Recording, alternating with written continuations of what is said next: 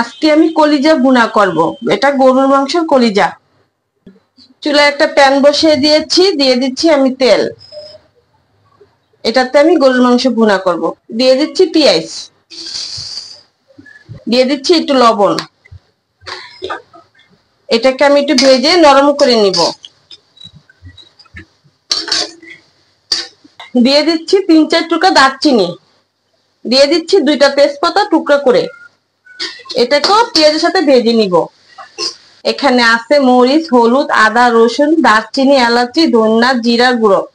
এটাকে আমি মিলিয়ে দিচ্ছি পেঁয়াজের সাথে।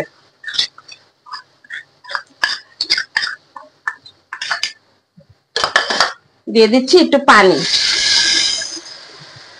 এটাকে আমি এখন কষাই নিব। 5-6 মিনিট নিয়ে কষাই নিব এটাকে। মশলাটা আমার কষানো হয়ে গেছে। এখানে আমি দিয়ে দিচ্ছি কলিজাগুলো। কলিজাটা আগে আমি সিদ্ধ করে ধুয়ে চালনিতে পানি ঝরার জন্য রেখে দিয়েছি। এটাকে এখন ভালো করে মশলার সাথে মিলাই নিব। মশলার সাথে কলিজাটা মিলানো হয়ে গেছে। এটাকে আমি এখন ঢেকে দিব। কলিজাটা আমি কষাই নিচ্ছি, আর একটু কষাই নিব। কষানোতে আমি অল্প একটু সিদ্ধ করে নিব এটাকে। কলিজাটা কষানো হয়ে গেছে। দিয়ে দিচ্ছি কেটে রাখা আলুগুলো। আলুটাকে কলিজার সাথে মিলাই নিব।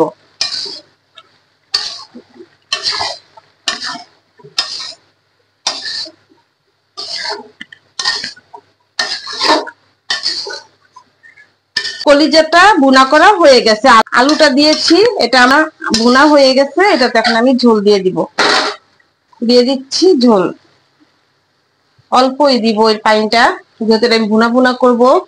কষানোতে আমি অনেকটা সিদ্ধ করে নিয়েছি।